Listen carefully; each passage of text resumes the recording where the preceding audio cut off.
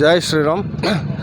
ಪ್ರಭು ಶ್ರೀರಾಮಚಂದ್ರರ ಭವ್ಯ ಮೂರ್ತಿಯ ಪ್ರಾಣ ಪ್ರತಿಷ್ಠಾಪನೆ ಅಯೋಧ್ಯೆಯಲ್ಲಿ ಇವತ್ತು ನೆರವೇರಿದೆ. ಸಮಸ್ತ ಹಿಂದೂಗಳಿಗೂ ಕೂಡ ಇವತ್ತು ಒಂದು ಭವ್ಯವಾದ ದಿನ. ನಿಜವಾಗಲೂ ಇಂಥ ಅವಿಸ್ಮರಣೀಯ ದಿನಕ್ಕೆ ನಾವೆಲ್ಲರೂ ಕೂಡ ನಮ್ಮ ಹಿಂದೂಗಳು 500 ವರ್ಷಗಳಿಂದ ಕಾತರದಿಂದ ಕಾಯ್ತಾ ಇದ್ವಿ. ಆ ಕಾರಣದಿಂದ ಇವತ್ತು ಇಡೀ ಜಗತ್ತಿನಾದ್ಯಂತ ಸಂಭ್ರಮದಿಂದ ಈ ಒಂದು ದಿನವನ್ನು ಆಚರಣೆ ಮಾಡ್ತಾ ಇದ್ದಾರೆ. ಆ ಕಾರಣದಿಂದ ಇವತ್ತು ನ್ಯಾಮತಿಯಲ್ಲೂ ಕೂಡ ನಮ್ಮೆಲ್ಲ ಸ್ನೇಹಿತರ ಬಳಗದವರು ಸೇರಿ ಇವತ್ತು ಇಲ್ಲಿ ಒಂದು ಪ್ರಸಾದ ವಿತರಣೆ, ಒಂದು ಪಾನಕ ವಿತರಣೆ ಮತ್ತು ಲಾಡು ವಿತರಣೆಯನ್ನು ಮಾಡ್ತಾ ಇದ್ದಾರೆ. ಹಾಗಾಗಿ ಆ ಪ್ರಭು ಶ್ರೀರಾಮಚಂದ್ರನ ಒಂದು ಅಳಿಲು ಸೇವೆಯನ್ನು ನಾವು ಕೂಡ ಮಾಡಬೇಕು ಅನ್ನೋ ಕಾರಣಕ್ಕೆ ಹಿಂದೆ ಕರಸೇವಕರಾಗಿ ಭಾಳಷ್ಟು ಜನ ದುಡಿದಿದ್ದರು. ಆ ಕಾರಣಕ್ಕೆ ಇವತ್ತು ನಮಗೆ ನಮ್ಮ ಅವಧಿಯಲ್ಲೇ, ನಮ್ಮ ಜೀವಿತಾವಧಿಯಲ್ಲಿ ಶ್ರೀರಾಮಚಂದ್ರನ ದೇವಸ್ಥಾನ ನಿರ್ಮಾಣ ಆಗಿರೋದು ನಮ್ಮ ಸುದೈವ ಅಂತ ಭಾವಿಸಿ ಒಂದು ಅಳಿಲು ಸೇವೆಯನ್ನು ನಮ್ಮೆಲ್ಲರ ಸ್ನೇಹಿತರು ಇದು ಮಾಡ್ತಾಯಿದ್ದಾರೆ. ಇವತ್ತು ಮೂಲತಃ ಭಾರತ ಹಿಂದೂ ರಾಷ್ಟ್ರ. ಈ ಹಿಂದೆ ಶ್ರೀರಾಮನ ಅಸ್ತಿತ್ವದಿಂದನೇ ಈ ಹಿಂದೂ ಜನ್ಮಭೂಮಿ ಜನ್ಮ ತಾಳಿತ್ತು ಅನ್ನೋ ಕಲ್ಪನೆ ಮೇಲೆ ನಾವಿದ್ವಿ. ಅದು ಕಾಲಾನಂತರದಲ್ಲಿ ಅಲ್ಲಿ ಮಂದಿರ ನಶಿಸಿ ಹೋದ ಕಾರಣ ಆ ನಂತರ ಇಲ್ಲಿ ಅಯೋಧ್ಯೆಯಲ್ಲಿ ರಾಮ ಮಂದಿರ ನಿರ್ಮಾಣ ಆಗಲೇಬೇಕು ಅಂತೇಳಿ ನೂರಾರು ವರ್ಷಗಳ ಹೋರಾಟ ಏನಿತ್ತು, ಆ ಹೋರಾಟದಲ್ಲಿ ಸಾವಿರಾರು ಕರಸೇವಕರು ತಮ್ಮ ಬಲಿದಾನವನ್ನು ಮಾಡಿ ಅಲ್ಲಿಂದ ಹೋರಾಟಗಳು ನಡೀತಾನೆ ಬಂದು ನ್ಯಾಯಾಲಯದ ಮೆಟ್ಟಿಲೇರಿ ಕೊನೆಗೆ ಸುಪ್ರೀಂ ಕೋರ್ಟಿನ ತೀರ್ಪಿನ ನಂತರ ಅಯೋಧ್ಯೆಯಲ್ಲಿ ರಾಮ ಇದ್ದ ಅಲ್ಲಿ ಮಂದಿರ ನಿರ್ಮಾಣ ಆಗಲೇಬೇಕು ಅಂತೇಳಿ ತೀರ್ಪು ಬಂತು. ಅಲ್ಲಿಂದ ಮಂದಿರವನ್ನು ನಿರ್ಮಾಣ ಮಾಡಲಿಕ್ಕೆ ಸಾಕಷ್ಟು ಹಿಂದೂ ಸಂಘಟನೆಗಳು ಸಾಕಷ್ಟು ಹೋರಾಟಗಳನ್ನು ಮಾಡಿ ಎಲ್ಲ ಹಿಂದೂಗಳ ಆಶಯದಂತೆ ಅಲ್ಲಿ ಒಂದು ಭವ್ಯವಾದ ರಾಮ ಮಂದಿರವನ್ನು ನಿರ್ಮಾಣ ಮಾಡಿದ್ದಾರೆ. ಆ ಒಂದು ನಿರ್ಮಾಣ ಮಾಡಲಿಕ್ಕೆ ಒಬ್ಬರು ಸಲ ಸಾವಿರಾರು ಲಕ್ಷಾಂತರ ಕರಸೇವಕರ ಶ್ರಮ ಇದೆ.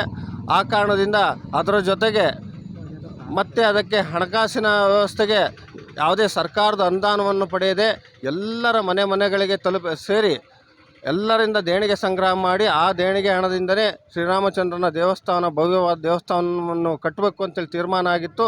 ಅದು ಇವತ್ತಿಗೆ ಸಂಪೂರ್ಣವಾಗಿ ಮುಕ್ತಾಯವಾಗಿ ಇವತ್ತು ಪ್ರಾಣ ಪ್ರತಿಷ್ಠಾಪನೆ ಆಗಿದೆ.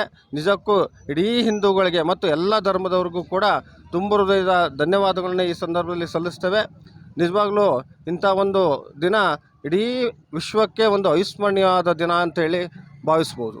ದೇಶದ ಪ್ರಧಾನಮಂತ್ರಿ ನರೇಂದ್ರ ಮೋದಿ ಅವರು ರಾಮ ಜನ್ಮಭೂಮಿ ಪ್ರತಿಷ್ಠಾಪನೆ ಕಟ್ಟಡವನ್ನು ಶಿಲಾನ್ಯಾಸ ಮಾಡುವಂತ ಕೂಡ ಮಾಡಿದ್ದಾರೆ.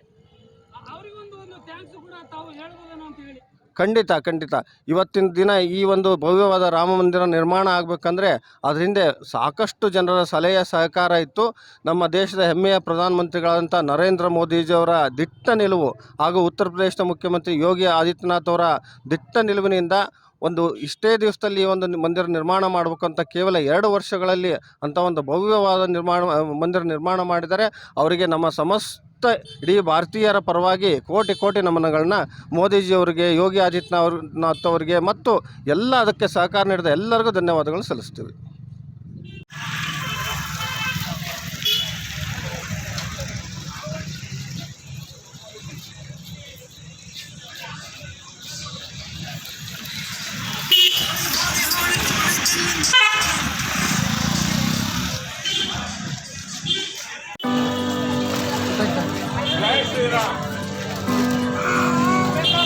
ಅದು ಓಮ್ ಹೇಳೋದಲ್ಲದು ಎಷ್ಟಂತ ಓಮ್ ಹೇಳ್ತಿತ್ತಲ್ಲ ಅದು.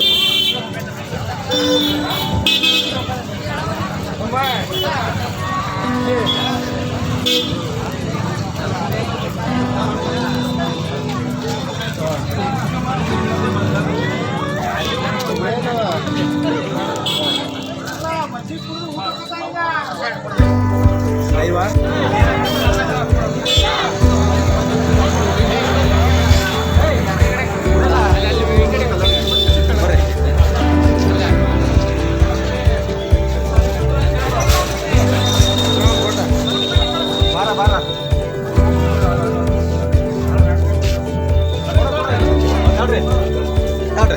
ಮಧ್ಯ